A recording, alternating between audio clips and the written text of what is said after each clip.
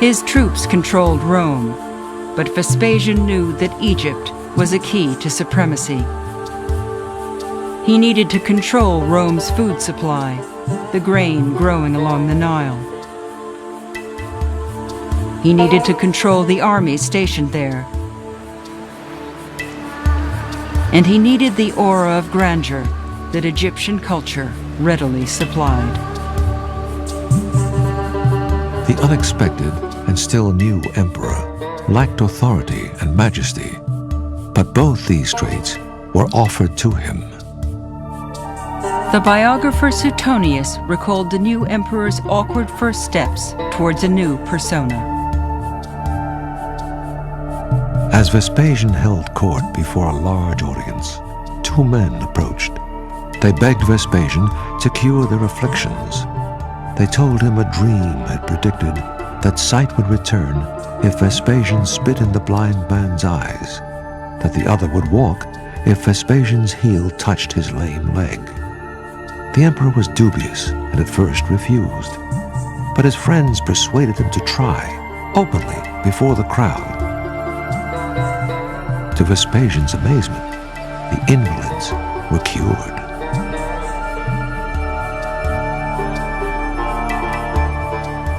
All emperors needed legitimacy, they needed authority, they needed some sign that their power came from outside, had the will of the gods behind it.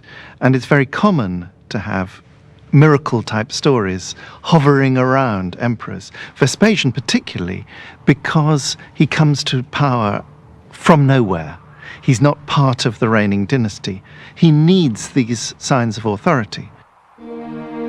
Vespasian embraced his newfound stature, but he knew image alone could not hold the empire together, that his real power came from the military, and nothing would cement it more surely than a foreign victory.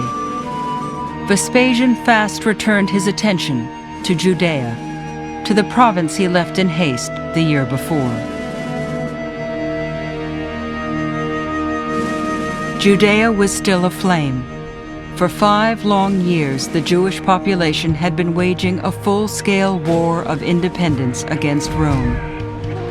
The revolt showed stunning audacity and brought staggering costs. By the year 70, Roman forces had reduced much of Judea to smoldering ruins. The Jewish army had been decimated, and the few surviving rebels were now besieged inside the walled city of Jerusalem, with one notable exception. His name was Josephus. Josephus was a Jewish aristocrat. He was educated as a Pharisee. He was very much a freedom fighter for his people and a military leader. But he became convinced, or perhaps convinced himself, that God was on the Roman side in this battle, in this war.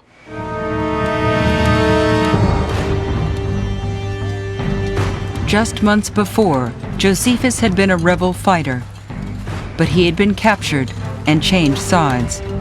Now he operated freely in the Roman camp outside Jerusalem's walls, and he offered useful information to the invading army. Josephus's former allies, even his own family, were still besieged inside the city. But on the Romans' behalf, Josephus now urged his fellow Jews to surrender. I circled the wall. I begged them to spare themselves, their country, and their temple. They knew Roman strength was irresistible. What land had escaped the Romans?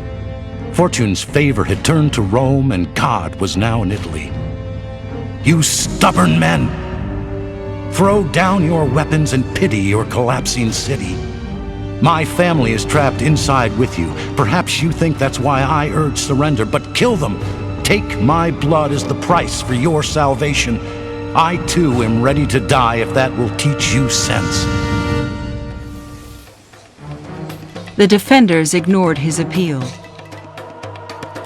The Roman noose continued to tighten. Roman soldiers stripped the countryside of trees for miles around. They built a giant siege tower to scale the Jewish fortress. But supply tunnels dug by the rebels had weakened Jerusalem's walls. To the amazement of all, one of them suddenly collapsed. And the astonished Romans flooded in. Romans and Jews fought face to face through the narrow, winding streets. Soon the surviving Jews were driven back into their last bastion, the walled sanctuary of Jerusalem's sacred temple, deep inside the city. The temple was the symbol of the faith, and not just for the Jews who happened to live in Jerusalem. This was true of the Jews all over the Mediterranean, most of whom had never been to Jerusalem, had never seen the temple, but for whom it was the emblem of continuity of Judaism. However sacred, the walls of the temple could not withstand the onslaught. A Roman soldier flung some burning wood into the temple grounds. Immediately, the temple burst into flames, and Roman troops invaded.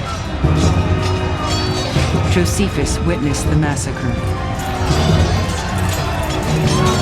Passion alone took charge. Flight and death were everywhere. Most of those killed were unarmed citizens, butchered wherever they were caught. Around the holy altar, corpses piled up and slid in a river of blood down the steps. The cries of the stricken spread everywhere. I can imagine nothing more horrifying than those cries.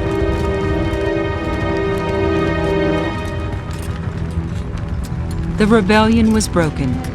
Thousands died. But for many Jews, the fate of the temple was even more devastating than the human carnage. With no place to conduct their timeless rituals, the Jews of Jerusalem braced for the extinction of their religion. But Judaism would not die. Jews outside Jerusalem would keep their practices and memories alive. Ironically, one of them was Josephus. The rebel collaborator followed the conquering army back to Rome, even became a Roman citizen. But he did not abandon his heritage. Perhaps to ease his conscience, Josephus would dedicate his remaining life to recording the events he had witnessed. He would become one of the great chroniclers of Jewish history.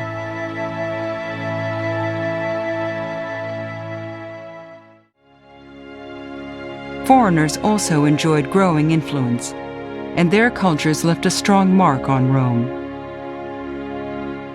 New religions, such as the worship of Isis and Mithras, were absorbed from the East, and philosophy from Greece. The Romans were not cultural imperialists who came in and said, you've got to do just like we are doing. Quite the opposite. They gave a lot of freedom. It is not simply Rome coming in, laying things down from the top. The local cultures are being given the opportunity to make their own contributions in many different ways. Rome's willingness to embrace cultures not its own was one key to the empire's strength. But for some, it was also profoundly unsettling. Indeed, as the century entered its final decades, most Romans were enjoying a surge of optimism, a sense that the empire was back on course. Now, with Jerusalem conquered, the capital was marking its first foreign victory in years. The former rebel Josephus was there. That day, the city of Rome celebrated the victory over her enemies, the end of civil war, and the beginning of hope for a prosperous future. In the procession, spoils of war flowed like a river of gold, silver, and ivory, fashioned into all forms. Marvelous statues of the gods were carried, huge and made with great skill. And there were creatures of many lands. But what stood out above the rest were those objects captured in the Temple of Jerusalem. Josephus well understood that this was a pivotal moment. It symbolized the revival of an empire traumatized by civil war, the mending of Rome's frayed society, and the unassailable authority of the new emperor, Vespasian. Vespasian restored the war-torn capital. He built temples, a theater, and began a massive amphitheater later called the Colosseum. And the empire sighed with relief. For after decades of abuse and uncertainty, Vespasian became much more than a conquering general. He became the empire's hope for stability. Vespasian, an adventurer in politics, was able to found a new dynasty, and he held on to power for 10 years.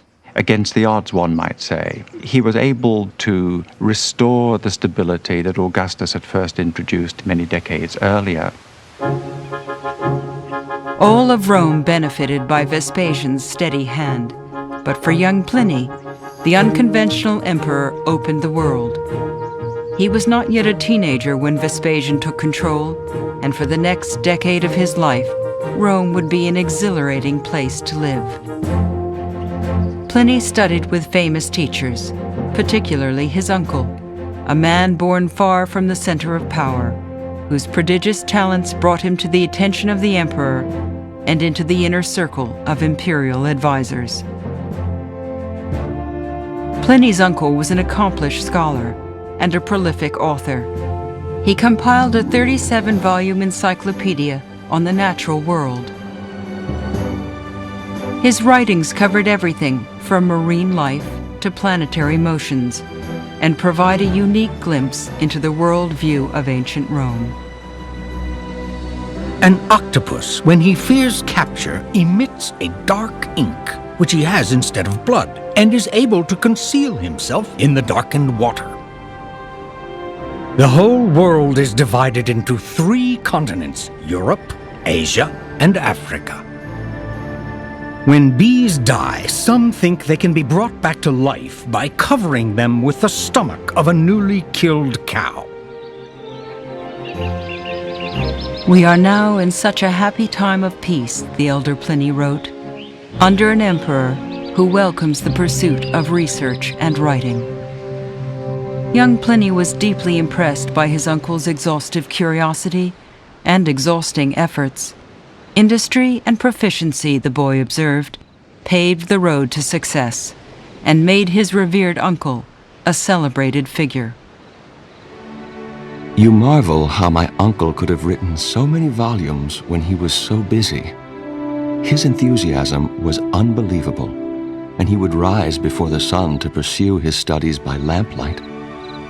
Sometimes while working, he would nod off and wake again.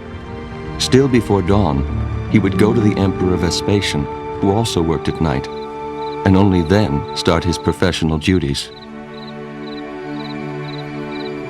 Vespasian rewarded Pliny's uncle with important posts in Spain, Gaul, Africa, and the boy rejoiced when the elder returned to Italy to command the Roman fleet.